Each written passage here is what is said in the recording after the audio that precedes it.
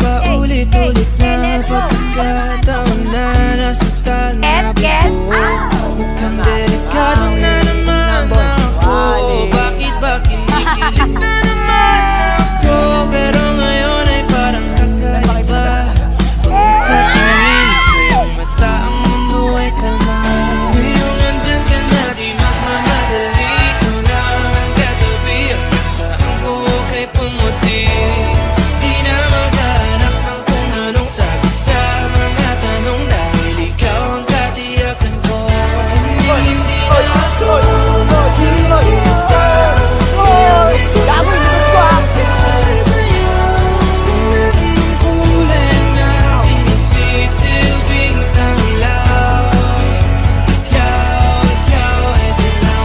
akalain mararamdaman ko muli ang yakap ng panahon habang kumakawin, kumilit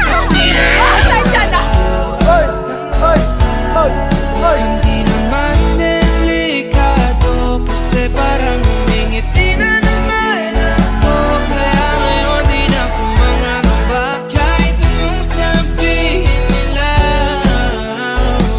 Ngayong andyan ka na, di magmamadali. Ikaw na ang katabi, saan ko kay pumuti. Let's go! Enjoy natin to. Update pa lang. Tanong dahil ikaw ang katiyakan ko. Hindi na ako bibitaw. Ngayong ikaw na ang sa'yo. Tingnan ang kulay ng aking magsisilbing tanglaw. Ikaw ay dilaw.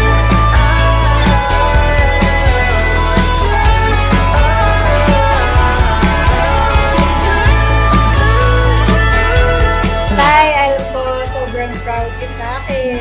Love you so much, kahit naman. May tumututol ba? Ang katabi, saan ko kay pumuti. Pero tumututol? Wala. Walang tumututol?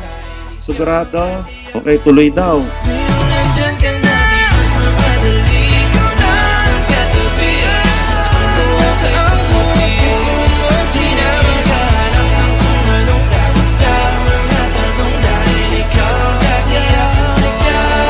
Hindi na ako bibitaw. Ngayong ikaw na ang sa'yo. Ang kulay ng aking magsisilbing tanglaw. Ikaw ay dilaw. Sabi sa Bible, Genesis chapter 2, it is not good for Julius Brian to be alone. I, Yahweh, your God, will look a suitable partner for you. Hello, Mrs. Charlene Macalima, Estorninos. I am now legally allowed to call you mine. First of all, I really like to thank God for letting you come into my life. That all started way back our college days. Actually, ito, gustong-gusto niyo itong kwento na to eh. Schoolmates kami nung college sa TUP. Tagal ko na siyang kilala, pero hindi niya ako kilala. Crush ko siya sa madaling salita. Pero hanggang dun lang. Hindi ko na sinubukang manligaw kasi simple, tahimik lang naman ako nun. After namin graduate, nag-start kami sa first job namin. Hindi ko akalain na makakasabay ko siya sa first day. During orientation, doon kami nagkasabay.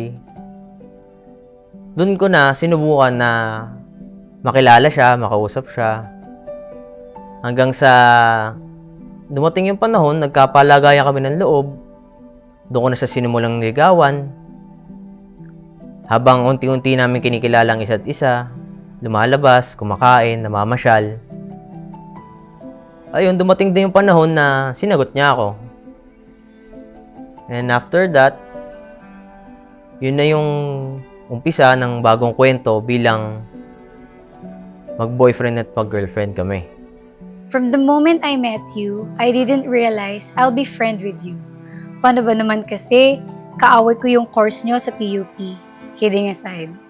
Hindi ko talaga expected na magiging jowang kita dahil kargay ka. Ang nasa isip ko noon ay, babaero siguro to.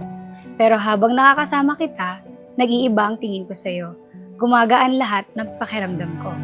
At peace ako. Biruin mo, madaldal ako, extrovert. Ikaw, napakatahimik sa trabaho. Salamat sa pagtanggap sa kung ano ako. Hindi ako nagsisisi na ikaw ang sinagot ko at pinagkatiwalaan ko. Sobrang dami na nating pinagdaanan, pinag-awayan, pinagtagumpayan na challenges sa buhay. We've been through every joy, laughter, and pain. But God made us strong to face every obstacles and challenges with our two little angels above watching us. Teka lang. But God made us strong to face every obstacle and challenges with our two little angels above watching us and guiding us in every way. I would like to thank you for loving and believing in me all throughout. Nakakalungkot man na hindi na natin kasama ang dalawa nating anghel, pero alam ko sa tamang panahon na loobin muli ng Diyos, ibabalik at ipagkakaloob ulit sa atin. Don't put all your sacrifices into trash. You have done a lot of things, struggles, difficulties, challenges. Don't put all your sacrifices into a simple way of committing sin. Ganda yan! Hi babe, you know how much I love giving gifts to you. So I'm giving something na wala ka pa. You deserve everything in life because you always give everything I want, as long as I deserve. This symbolizes my love and respect for you. See you later, my ride or die. I love you, babe. This necklace is a symbol of my heart. With this key, I give you my heart now and forever. I am so grateful to call you my wife. Thank you babe for this gift. Iingatan ko to. Yes! Thank you! Lalim ng bituin, habang ako'y nakatingin sa'yo, wala na akong ibang mahihiling. Saksi ang langit sa atin.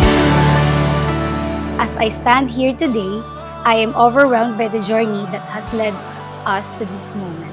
From this moment on, I promise to love and protect you with all my heart until my very last breath. I love you with all my heart and soul. Let's start this new journey as husband and wife. Cherish every moment until our last. I love you so much, babe. I vow to choose you every single day, to create a life we both feel proud of, to show up with love even when it's hard. I vow to respect every decision we made. Thank you for being my person in all ways. My personal driver, my photographer, my gym instructor, my best friend, my home. Excited na ako sa mga susunod pang araw at panahon na makakasama. And I pray to God to bless our journey as husband and wife. Ride or die, remember? I love you, babe. Halika't sumayaw sa ilalim